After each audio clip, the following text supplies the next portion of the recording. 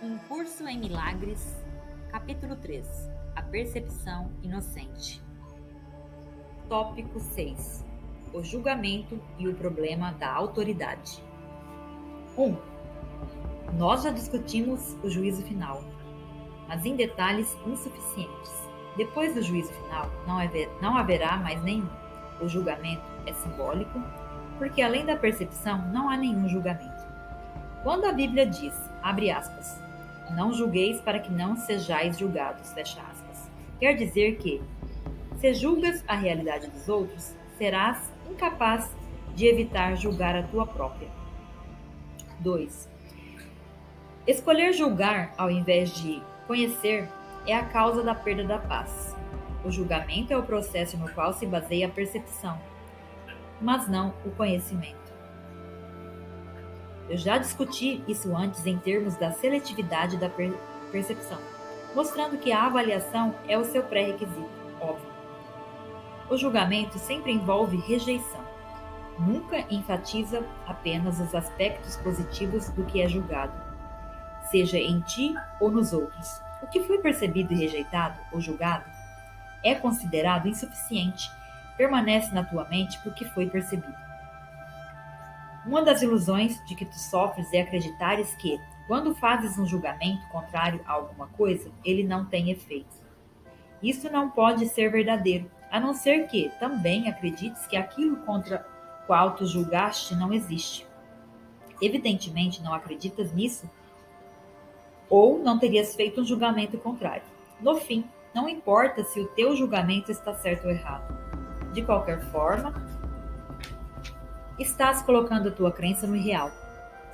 Isso não pode ser evitado em nenhum tipo de julgamento, porque nele está implícito que tu acreditas que a realidade é a tua, para que seleciones dela o que quiseres. 3. Tu não tens ideia da tremenda liberação e da profunda paz que vem de te encontrares contigo mesmo e com teus irmãos totalmente sem julgamento. Quando reconheceres o que és e o que são os teus irmãos, compreenderás que qualquer forma de julgá-lo é sem significado. De fato, o seu significado está perdido para ti, precisamente porque os está julgando. Toda incerteza vem de acreditares que tu estás sob a coerção do julgamento. Não precisas do julgamento para organizar a tua vida, e certamente não precisas dele para organizar a ti mesmo.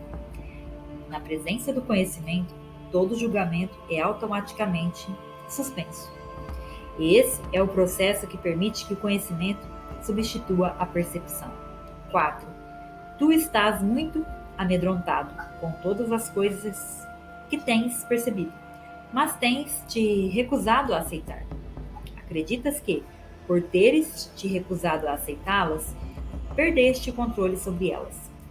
É por essa razão que as vê em pesadelos ou em disfarces agradáveis naqueles que parecem ser os teus sonhos mais felizes. Nada do que te recusaste a aceitar pode ser trazido à consciência. Não é perigoso em si, mas tem feito com que pareça perigoso para ti. 5.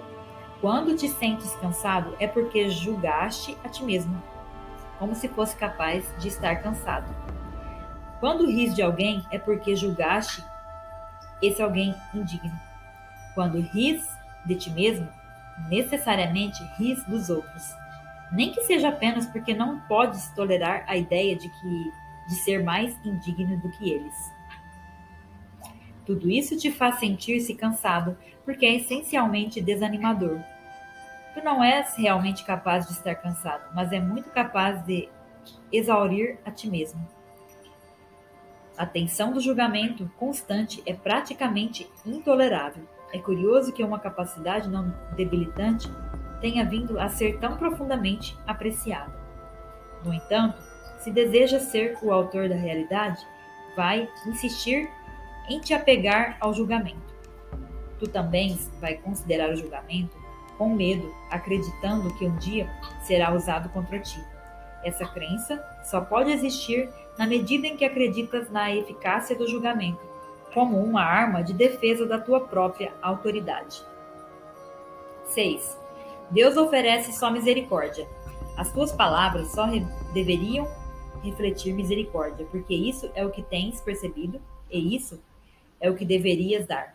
A justiça é um recurso temporário, ou uma tentativa de ensinar-te o significado da misericórdia.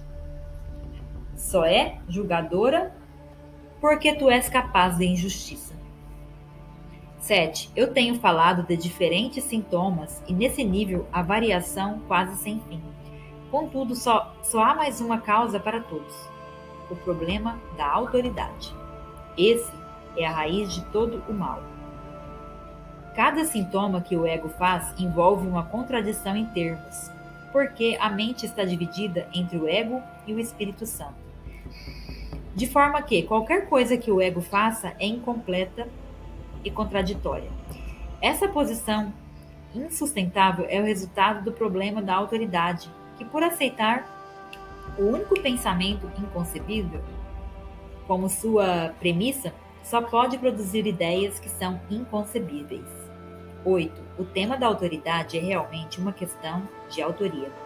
Quando tens um problema de autoridade, é sempre porque acreditas que és o autor de ti mesmo e projetas tua delusão nos outros. Assim, percebes a situação como se os outros estivessem literalmente lutando contigo pela tua autoria. Esse é o erro fundamental de todos aqueles que acreditam que usurparam o poder de Deus. Essa crença é muito assustadora para eles, mas dificilmente abala Deus. Ele está, todavia, ansioso por desfazê-la. Não para punir suas crianças, mas somente porque sabe que ela faz com que sejam felizes. Às crianças de Deus é dada a sua verdadeira autoria. Mas tu preferes ser anônimo quando escolhes separar-te do teu autor.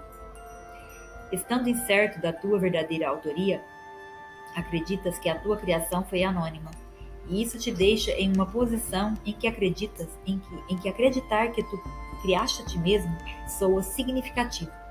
A disputa em torno da autoria deixou tal incerteza em tua mente, que ela pode até mesmo duvidar se realmente existe ou não.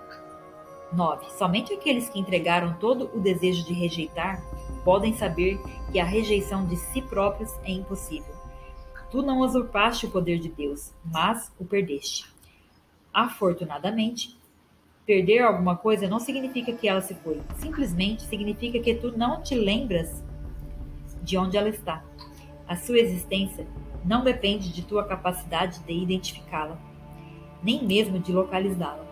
É possível olhar a realidade sem julgamento e meramente conhecer que ela existe. 10. A paz é uma herança natural do espírito. Cada um é livre para se recusar a aceitar a própria herança, mas não é livre para estabelecer o que é a sua herança. O problema que todos não podem deixar de decidir é a questão fundamental da autoria. Todo medo vem, em última instância, e às vezes por meio de estradas muito tortuosas, da negação da autoria. A ofensa nunca é feita a Deus, mas só àqueles que o negam. Negar a tua autoria é negar a ti mesmo a razão da tua paz, de modo que só te vês em segmentos. Essa estranha percepção é o problema da autoridade. 11. Não há ninguém que não se sinta de algum modo aprisionado. Se esse é o resultado do teu próprio livre-arbítrio, ele tem que considerar a sua vontade como não sendo livre. Ou ficaria bastante evidente o raciocínio circular dessa posição. A vontade livre tem que conduzir à liberdade. O julgamento sempre aprisiona, porque separa segmentos da realidade pelas escalas instáveis do desejo. Desejos são os fatos. Desejar é interferir que o exercício da vontade não é suficiente. No entanto, ninguém em sua mente certa acredita que o desejo Ninguém, em sua mente certa, acredita que o que é desejado é tão real quanto aquilo que a vontade determina. Em vez de buscai, pois, em primeiro lugar o reino do céu, dize, seja nossa vontade em primeiro lugar o reino do céu. E tu terás dito: eu conheço o que sou e aceito a minha própria herança. Tópico 7. Criar versus autoimagem. 1. Cada sistema de pensamento tem que ser um ponto de partida. Começa com um ato de fazer ou de criar. Uma diferença que nós já discutimos. A semelhança entre eles está no seu poder como fundamentos. A sua diferença está no que se baseia neles. Ambos são pedras angulares para os sistemas de crença pelos quais se vive. É um equívoco acreditar que o sistema de pensamento baseado em mentiras é fraco. Nada que tenha sido feito por uma criança de Deus deixa de ter poder. É essencial reconhecer isso porque, de outra forma, não serás capaz de escapar da prisão que tu mesmo fizeste. 2. Tu não podes resolver o problema da autoridade depreciando o poder da tua mente. Fazê-lo é enganar-te e isso te ferirá porque realmente compreendes a força da mente. Também reconheces que não podes enfraquecê-la, nem mais nem menos do que podes enfraquecer a Deus. O diabo é um conceito assustador porque ele parece ser extremamente poderoso e extremamente ativo. Ele é percebido como uma força em combate contra Deus, guerreando com ele pela posse de suas criações. O diabo engana com mentiras e constrói reinos nos quais tudo está em direta oposição a Deus. No entanto, atrai homens em vez de causar-lhe aversão, e eles estão dispostos a vencer-lhe as suas almas em troca de dádivas sem valor real. Isso absolutamente não faz nenhum sentido. 3. Já discutimos a queda ou a separação anteriormente, mas o significado disso tem que ser compreendido de forma clara. A separação é um sistema de pensamento bastante real no tempo, embora não na eternidade. Todas as crenças são reais para aquele que acredita. O fruto de apenas uma árvore foi proibido no jardim simbólico, mas Deus não podia tê-lo proibido, ou não teria sido comido. Se Deus conhece suas crianças, e eu te asseguro que Ele as conhece, tê-las-ia posto em uma posição na qual a sua própria destruição seria possível? A árvore proibida foi chamada de árvore do conhecimento. No entanto, Deus criou o conhecimento e deu-o livremente às suas criações. O simbolismo aqui tem recebido muitas interpretações, mas podes ter certeza de que qualquer interpretação que veja Deus as suas criações como se fossem capazes de destruir seu próprio propósito é um erro. 4. Comer do fruto da árvore do conhecimento é uma expressão simbólica para a usurpação da capacidade de autocriar. Esse é o único sentido no qual Deus e as suas criações não são co-criadores. A crença em que o sejam está implícita no autoconceito, ou na tendência de fazer uma imagem de si mesmo. Imagens são percebidas, não conhecidas. O conhecimento não pode enganar, mas a percepção sim. Tu podes te perceber como se estivesses criando a ti mesmo, porém não podes fazer mais do que acreditar nisso. Não podes fazer com que isso seja verdadeiro. E como eu disse antes, quando finalmente percebes corretamente, só podes te contentar em não poder. Até então, todavia, a crença em que podes é a pedra fundamental do teu sistema de pensamento. E todas as tuas defesas são usadas para atacar as ideias que possam trazê-la à luz. Tu ainda acreditas que és uma imagem da tua própria feitura. Tua mente está dividida em relação ao Espírito Santo nesse ponto, e não há nenhuma resolução enquanto tu acreditas na única coisa que é literalmente inconcebível. É por essa razão que não podes criar, e estás com muito medo em relação ao que fazes. 5. A mente pode fazer com que a crença na separação seja muito real e muito amedrontadora. E essa crença é o diabo. É poderosa, ativa, destrutiva e está em clara oposição a Deus, porque literalmente nega a sua paternidade.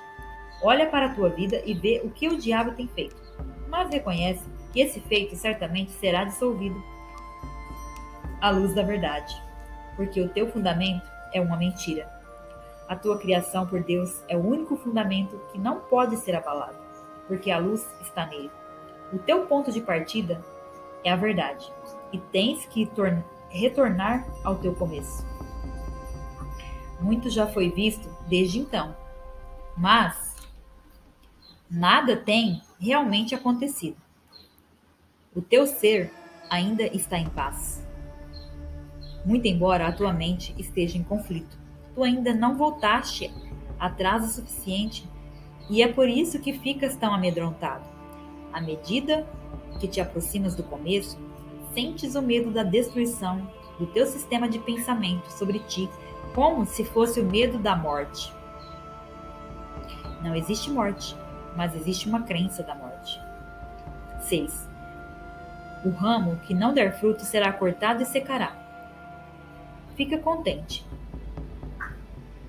A luz brilhará vinda do verdadeiro fundamento da vida, e o teu próprio sistema de pensamento vai erguer-se corrigido. Não pode erguer-se de outro modo. Tu que tens medo da salvação, estás escolhendo a morte. Vida e morte, luz e escuridão, conhecimento e percepção são irreconciliáveis. Acreditar que podem ser reconciliados é acreditar que Deus e seu Filho não podem. Só a unicidade do conhecimento está livre de conflito. O teu reino não é desse mundo, porque te foi dado de além desse mundo. Apenas nesse mundo a ideia de um problema de autoridade é significativa. Não se deixa o mundo pela morte, mas sim pela verdade.